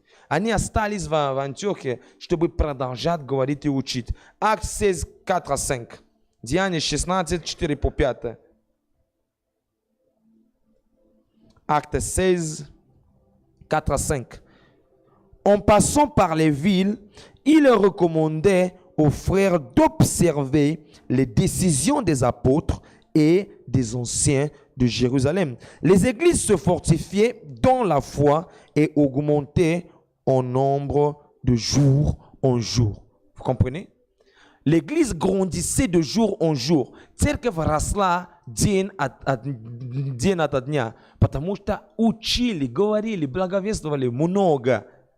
И они пришли в эти церкви и сказали: вы слышали апостолов, они написали письмо, послание, которое вы всем должны последоваться. Donc les apôtres et les anciens ont écrit une lettre, des épîtres que nous tous on doit suivre. On a dit le salut c'est pas par la circoncision, donc tu ne peux pas prêcher la circoncision. Ou que chaque église a sa doctrine, ou que chaque église a sa compréhension, ou que tu ne peux pas aller donner des ordres dans l'église de quelqu'un. Donc on ne comprend plus qu'est-ce qui se fait. Ne sommes-nous pas tous des chrétiens? Oui. Mais pourquoi je ne peux pas parler de ce qui se passe dans l'église de quelqu'un? Si on prêche Jésus là-bas, s'il y a des âmes de Christ, vous n'appartenez pas à un pasteur. Je ne peux pas dire que vous m'appartenez. Les brebis appartiennent au Seigneur. Dieu nous confie le troupeau, chacun dans sa mission, pour accompagner les brebis au salut. Mais si je vois un pasteur qui est en train de prêcher à des gens, je suis en train de regarder moi-même, je suis témoin de la fausse prédication de ce pasteur et voir comment les gens croient en ce pasteur. Et les gens vont nous dire qu'on fait la mauvaise publicité, qu'on est en train de critiquer les autres hommes de Dieu, et en ce moment-là, le diable est en train de gagner le monde. C'est même ça le vrai diable. Oh, pendant que deux églises se disputent, le diable... Quelle dispute? Pourquoi les églises même se disputent? Il y a un qui doit arrêter de faire ce qu'il fait parce que ce qu'il fait n'est pas bien. Pourquoi on dit que c'est des disputes? Donc, on peut regarder quelqu'un qui falsifie le nom de Jésus-Christ et dire, ok, même s'il falsifie le nom de Jésus-Christ, qu'il continue à prêcher. Non. Vous-même, vous avez le droit, vous avez le droit de pouvoir m'enlever, d'enlever le pasteur Robert, d'enlever le pasteur Sergei, d'enlever le pasteur Edison. Vous avez le droit. Si, je dis bien si, si ce qui est enseigné n'est pas la parole de Dieu. Si les hommes de Dieu qui enseignent sont dans la vérité, vous allez combattre contre Dieu. Mais s'ils ne sont pas dans la vérité, vous êtes en train de combattre Satan et l'esprit de séduction que ces hommes de Dieu-là sont tentés de vous transmettre. Et à ces hommes-là, l'apôtre Paul dit, il faut fermer la bouche. Il faut leur fermer la bouche. Tais-toi. Ce n'est pas parce que tu peux tenir un micro, ce n'est pas parce qu'aujourd'hui tu es beaucoup suivi que tu peux dire tout. Tu dois te taire. Это не потому, что сегодня у тебя есть влияние, тебя знают, ты можешь говорить все, что ты хочешь. Апостол Павел говорит, таким людьми надо закрывать рот, чтобы они не говорили. Есть слово, есть учение апостолов, и во всех церквях это говорилось. Поэтому первая церковь, она имела влияние, и она росла. Мы прочитали, каждый день она росла, каждый день. Vous voyez l'efficacité de la parole. Tous les jours, les gens croyaient. Est-ce que vous croyez que les gens qui croyaient là, on va écouter aujourd'hui, moi je ne vais pas croire à la parole parce que dans cette église, la doctrine est trop forte. Ah, les gens croient à cause de la doctrine ou les gens croient parce qu'ils suivent Jésus. Donc quelqu'un choisit, bon moi ici je ne peux pas croire parce que la doctrine est trop forte, mais je veux croire là-bas parce que la doctrine est simple. Mais c'est la parole, c'est Jésus qu'on prêche. Et les disciples croyaient tous les jours et le nombre croissait.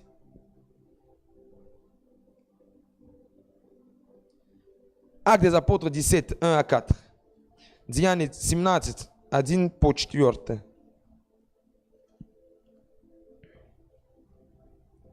Paul et Silas passèrent par Amphipolis et Apollonie. Et ils arrivèrent à Thessalonique où les Juifs avaient une synagogue. Paul y entra, selon sa coutume, pendant 3 sabbats, il discuta avec eux d'après les Écritures, examinant, expliquant et établissant que le Christ devait souffrir et ressusciter des morts. Et Jésus que je vous annonce, dit-il, c'est lui qui est le Christ.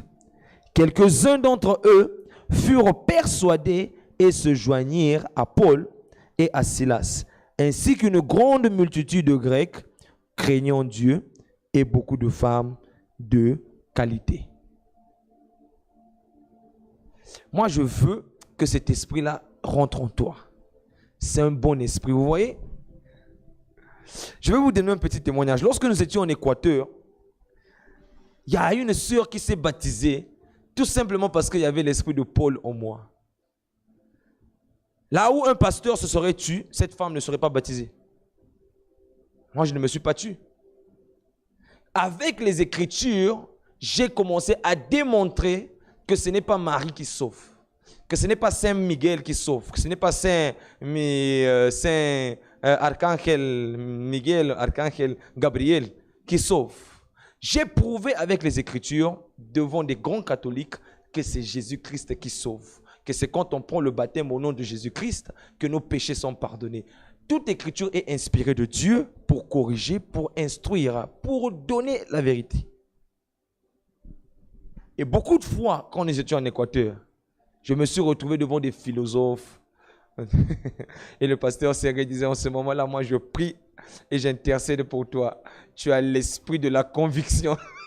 Le don de la conviction, il dit.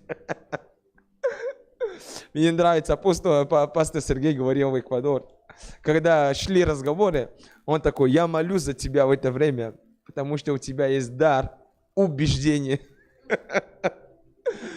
Ты через Дух Святой убеждаешь людей. И реально это было так. Одна женщина, она приняла крещение, потому что пришло убедить, переубедить ее о том, что не святые спасают, не Мария спасает, а Иисус спасает.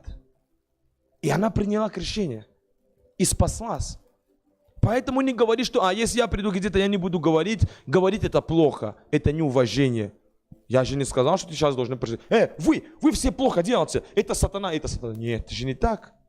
Ты слышишь, и ты спрашиваешь, брат, сестра, мне очень интересно то, что ты говоришь. Объясни мне подробнее. Почему тут так? Возможно, он сам не знает, почему он в это верит. А через тебя его глаза откроются. Это важно, друзья. И апостол Павел, он был таким. Он приходил в синагоге, это было его поведение, его культура. Он собирал иудеев и начал с ним дискутировать, общаться о слове. И он доказал. И люди, которые сидели, слышали, говорят, ты прав, давай, я буду верить. Donc l'apôtre Paul avait ça comme culture. Il est arrivé dans une ville, il le réunit, il va dans la synagogue là où les juifs se réunissaient. Et il commençait à discuter avec eux des questions de la parole. Et on peut voir que partout, il y avait ces discussions-là. Que Christ n'est pas le Messie, que voilà. Et il démontrait avec les Écritures à l'appui. Le problème, c'est que si tu n'as pas d'Écriture pour démontrer, va encore lire. Mais si tu as les Écritures, ouvre ta bouche, démontre. Et après même, quelque part, lorsque l'apôtre Paul était en prison, l'ange lui dit, ne te tais pas, parle, rien ne t'arrivera. Car j'ai un grand peuple dans cette ville. Et je le sais que lorsque Dieu envoie un homme de Dieu quelque part, il y a un grand nombre qui peut être sauvé par la prédication de cet homme-là. Il ne doit pas se taire. Donc voilà pourquoi je vous dis toujours, on n'a pas les mêmes problèmes, on n'a pas les mêmes combats. Forcément, peut-être que tu ne comprends pas toujours pourquoi le pasteur Caleb insiste sur la doctrine, pourquoi il insiste sur les enseignements. On n'a pas peut-être la même vision, mais comprends en tout cas que la vision que le pasteur Caleb a, c'est une vision apostolique. Donc, je ne peux pas passer à côté. Donc, je donne par les prophètes ici la parole de repentance et je donne ici à gauche l'enseignement des apôtres. Et je pense que toi aussi, étant corps du Christ, tu peux faire bénéficier l'Église de cette grâce-là. Я верю, что церковь через тебя, она может приобрести много. Я верю в это. Если ты знаешь Слово Божье, ты читаешь, ты размышляешь, Бог дает тебе какие-то размышления, и ты приходишь на домашнюю группу. Это важно. А ты пришел на домашнюю группу, и лидер, да, Фредди, там, начинает говорить о чем-то на домашней группе, ты слышишь такой. А Фредди говорит о том, что вы знаете, что Иисус, Он воскрес 2 раза. Ты слышишь? 2 раза.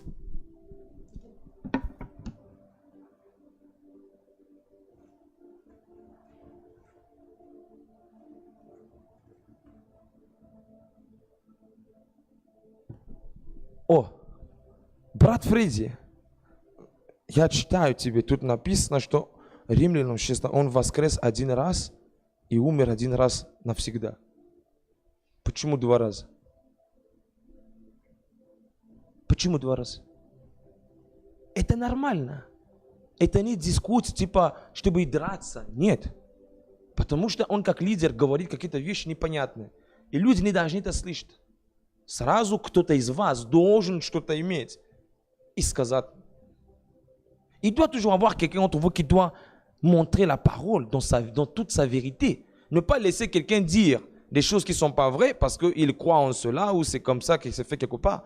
Vous devez montrer par les Écritures. Au moins une personne d'entre vous doit être capable. Au moins une personne. Pas tout le monde. Moi, je ne sais pas trop. Hein. Ah, moi, je ne crois pas trop. Hein. Non. Même la sœur Ona qui est là, qui est venue il n'y a pas longtemps à l'église, elle peut ouvrir sa Bible et dire, oh, frère Freddy, frère Jumel, diacre Ruyel. Oh, moi je ne comprends pas. Je lis dans ma Bible ici, il est écrit. Et il est aussi écrit dans. Il est encore écrit dans. Elle vous frappe les 3 versets et vous devez répondre. Ou reconnaître devant l'assemblée que la sœur, tu as raison, ce que tu dis c'est comme ça. Nous nous sommes trompés. Et on continue. Pensez que les pasteurs, les anciens se trompent. Вы думаете, что пасторы, диаконы, они не могут совершать ошибки? Могут. Поэтому даже она, которая пришла недавно в церковь, мы видели, как ее покрестили. Она может, написано, пастор написано, тоже написано, и еще написано. 3 местописания. Я такой, ну, да, это правда. Это реально так.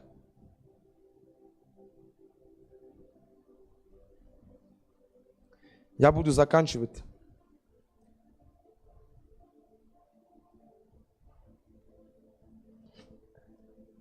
11 stих, le verset 11.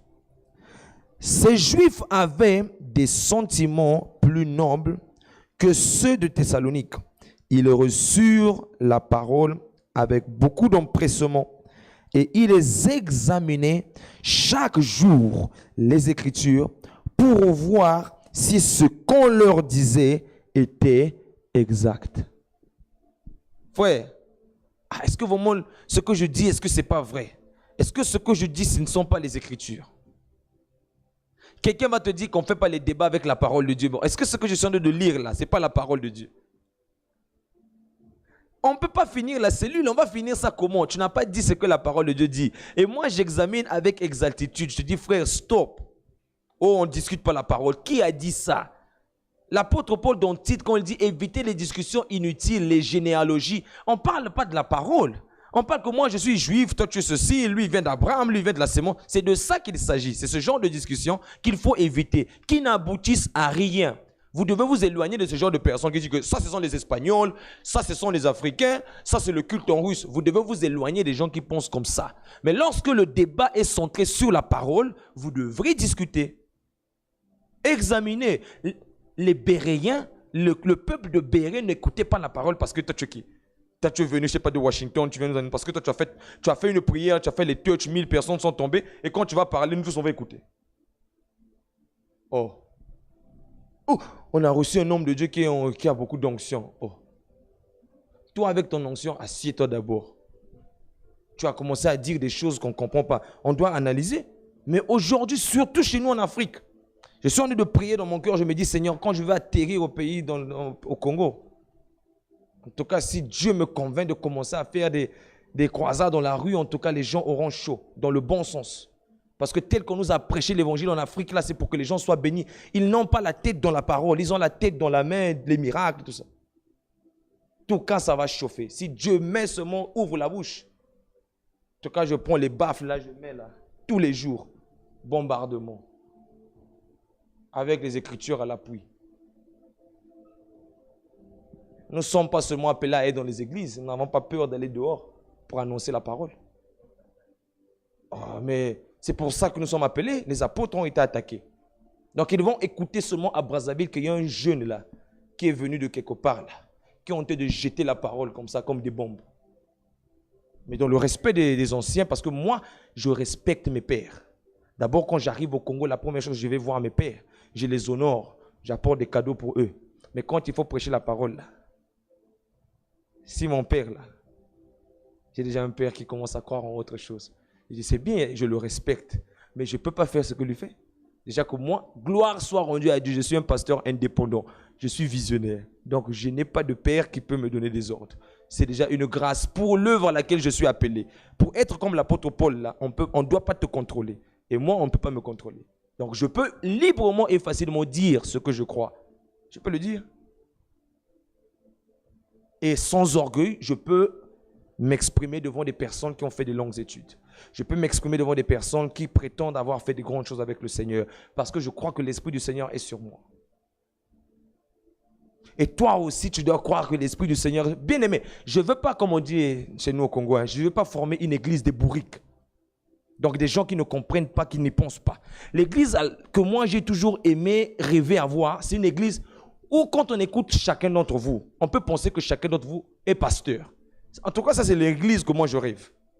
Que chacun peut être comme un pasteur. On écoute le frère Gémiel parler, on peut dire, toi tu es pasteur? Non, je suis un frère. Oh. On écoute la sœur Généla passer, toi tu es pasteur, je suis une sœur. Parce que les gens généralement pensent que tu es pasteur. Pourquoi? Parce que tu as la compréhension de la parole. Mais la compréhension de la parole n'est pas réservée seulement pour les pasteurs. Понимание Слова Божия не только для пастора, для всех. И моя мечта про церковь, мой образ про церковь, это церковь там, где все понимают, все, когда они говорят, они могут говорить как пасторы. И как я сказал, если Бог, приезжая в Конго, откроет мои уста, я начну на улице, достану колонки и начну бах, бах, бах, как тут. Апостол Павел говорил, не дискутируется и не обсуждается мнению, и люди плохо это поняли.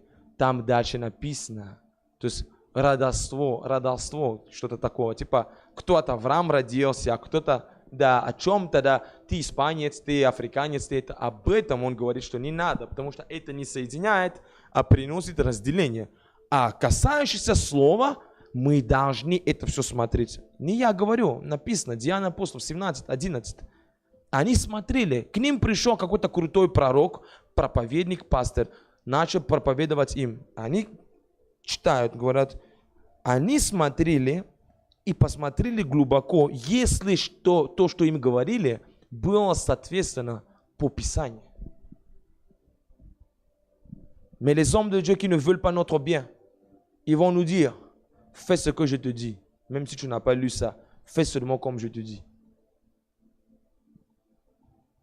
J'ai envie de faire, je suis obéissant, je ne refuse pas, je ne résiste pas. Mais pasteur, enseigne-moi. Mais pasteur, explique-moi. Parce que demain, quand j'aurai aussi quelqu'un à côté de moi, je vais lui expliquer quoi. Et aujourd'hui, je suis à côté de beaucoup de pasteurs. Je connais beaucoup de pasteurs. Bien aimé, vous n'avez pas idée. Je connais beaucoup de pasteurs et je discute avec beaucoup de pasteurs.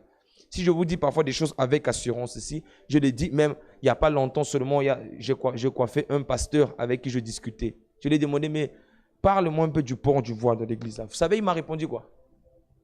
En tout cas, moi, depuis que je suis pasteur, je n'écoute pas parler de ça. Tu es peut-être la première personne après 10 ans qui m'a posé cette question.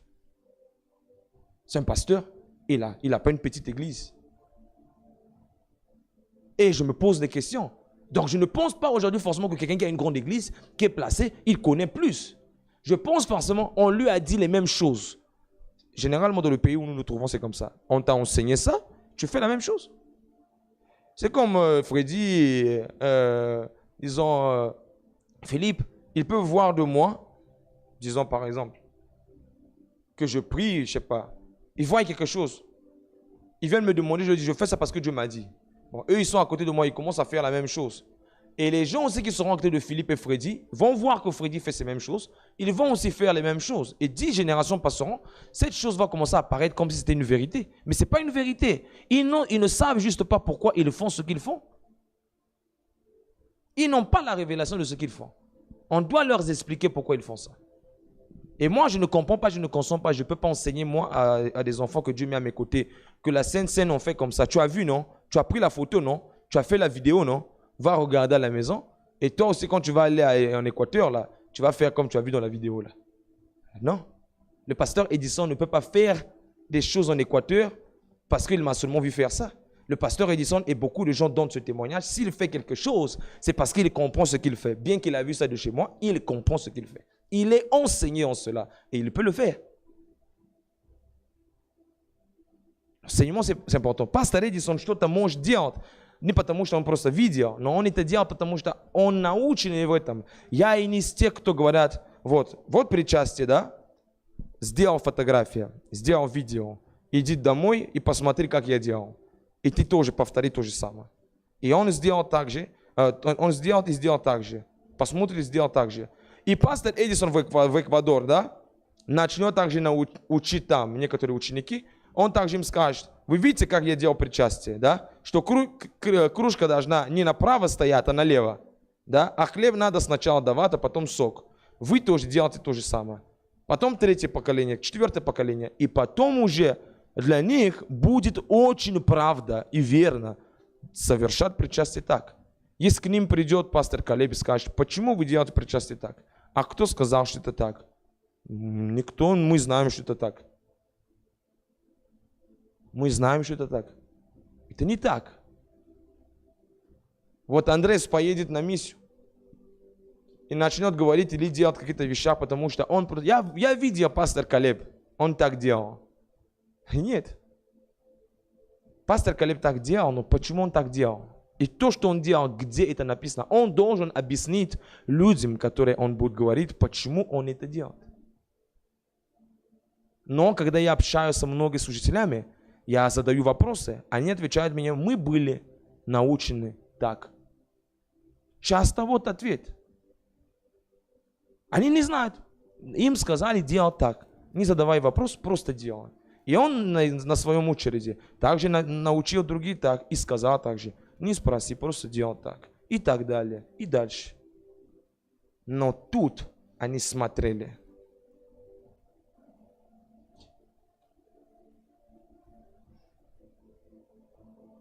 И если ты такой, всегда ты будешь сложный человек. Знаешь, возможно, ты уже попадал в такую ситуацию, когда тебя пытают обмануть. Человек, который тебя пытает обмануть, он очень плохо реагирует на вопросы. он хочет тебя обмануть быстро и пройти дальше. Пойти дальше. А когда ты начинаешь задавать вопросы, а почему это так? А ты много вопросов задаешь. Если ты не хочешь, я не буду делать. Но это же нормально, что я тебя спрашиваю. Quand quelqu'un veut te mentir, il ne veut pas que tu poses des questions. Dès que tu commences à poser des questions, tu deviens dangereux. Tu deviens quelqu'un de mauvais. Et je pose des questions parce que je ne comprends pas. Je ne peux pas quand même dire oui et avaler tout ce que tu me dis. Et bien aimé, moi j'appelle à une église qui est réveillée. Nous sommes appelés autrefois l'église de réveil. Mais aujourd'hui, nous sommes devenus comme une église de sommeil. Parce qu'au lieu d'être réveillés, nous sommes endormis. Une église de réveil, c'est une église qui est réveillée dans les Écritures, dans l'enseignement et qui examine les choses avec exactitude. Le dernier verset que nous allons lire, le même chapitre, le verset 19, le verset 18 et le verset 19. Последний стих, который мы прочитаем, Деяния 17, 18 по 19 стих.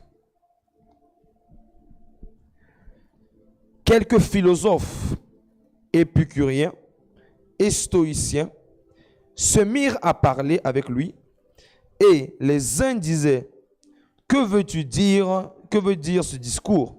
D'autres l'entendirent annoncer Jésus et la résurrection. Disaient, il semble qu'il annonce des divinités étrangères. Alors ils le prirent et le mettèrent à l'aréopage en disant, pourrions-nous savoir quelle est cette nouvelle doctrine que tu enseignes? Pour eux, en Grèce, c'était pour eux une nouvelle doctrine. Для них в Греции это была новая доктрина, которую апостол Павел учил им.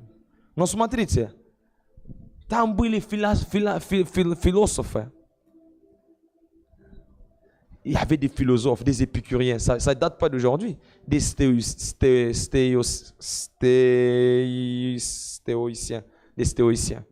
Et c'est la même chose, l'apôtre Paul était dans les places publiques parfois. Je peux me retrouver dans une place publique où une fois nous sommes partis avec le pasteur Sergueï, on était dans la rue, on chantait, on adorait, on faisait l'évangélisation. Et les gens se sont approchés, gloire à Dieu, c'était des chrétiens aussi. Les chrétiens, ils venaient de Madrid, et ici, c'était comme des missionnaires, on a discuté, on a partagé un peu. Mais ça pouvait être d'autres personnes qui pouvaient venir nous poser des questions selon la parole. Et c'était légitime qu'on devrait répondre. Мы когда были в Эквадоре, вышли на евангелизацию, на улице играли, поклонялись. И тут же пришли некоторые люди, начали вот интересоваться нами. И слава Богу, они были также миссионеров, с Мадрида они прилетели. Но также могли прийти разные люди и могли спросить обо всем. Почему это, почему так, а это. И тут философы пришли. Прикинь, и в церковь тоже есть такие.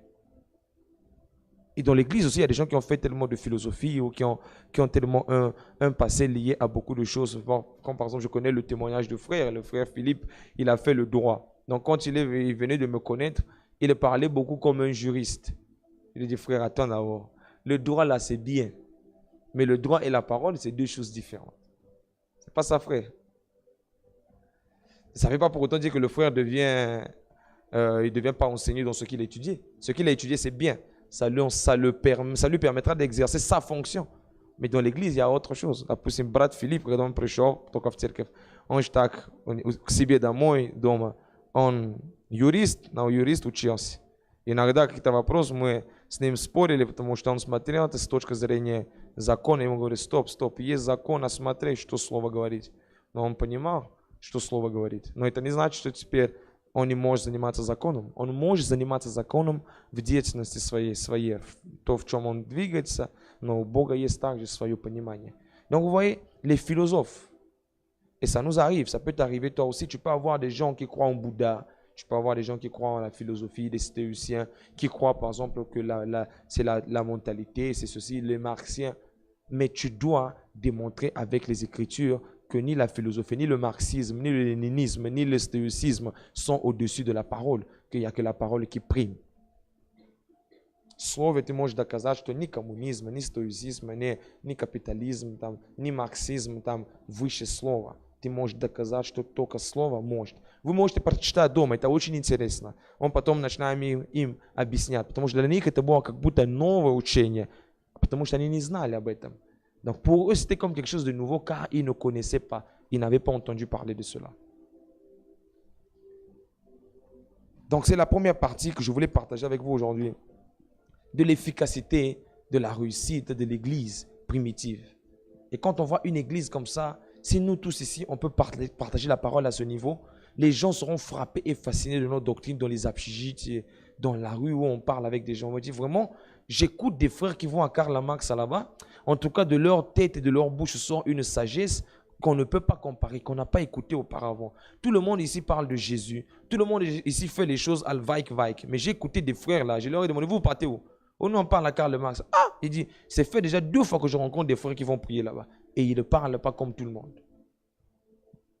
Я хочу, чтобы когда тебя люди слышали, они слышали, что прямо те, кто идут на Карла Маркса 31, они не говорят как всех. Я уже встретил 2 таких человека.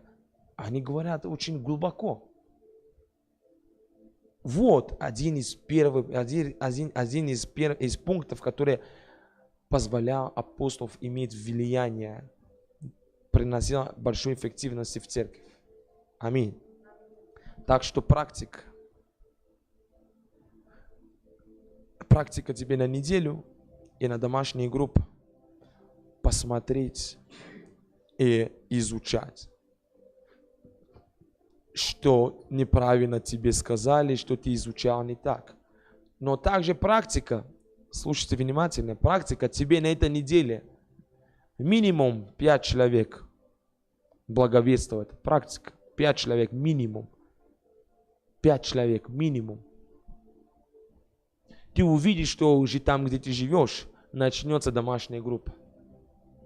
Если ты в день будешь говорить хотя бы 5 человек, неважно, на телефоне или те, кто ты встречаешь. La pratique, cette semaine, parle à 5 personnes de Jésus, là où tu vis, les gens que tu rencontres. Si chacun de nous pouvait faire ça, tu verrais même là où toi tu vis, il y aurait déjà une cellule qui aurait commencé.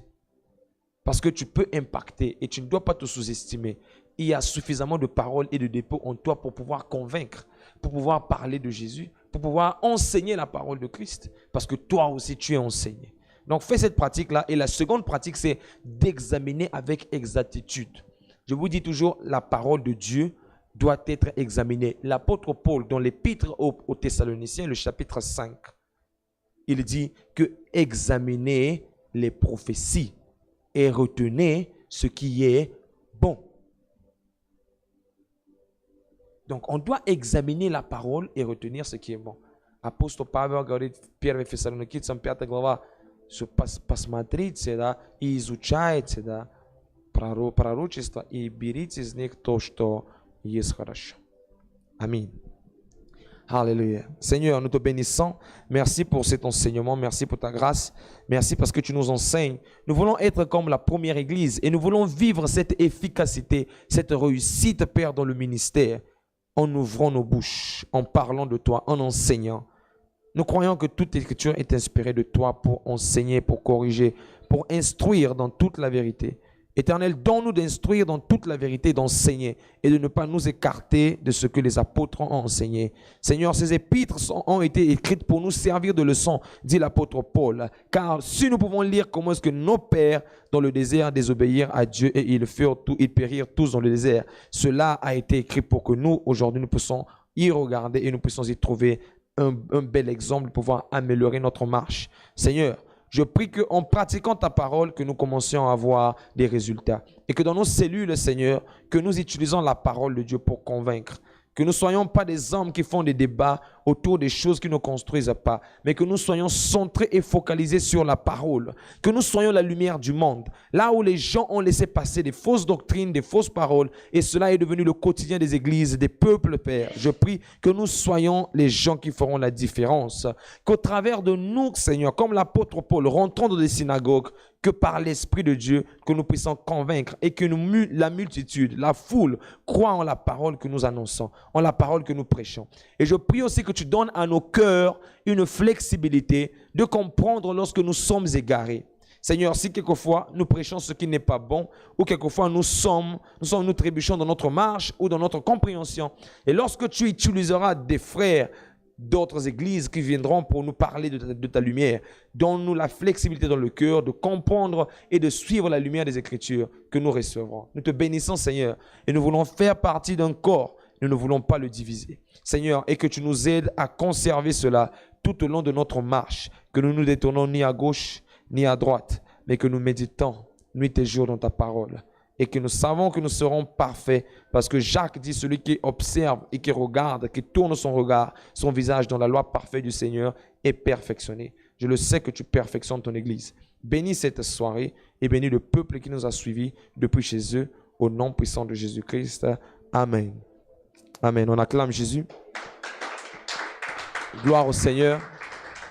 Que le Seigneur bénisse les frères qui ont été connectés et qui ont suivi cet enseignement. C'était l'Assemblée chrétienne Parole de vie dans les secrets du succès, de la réussite.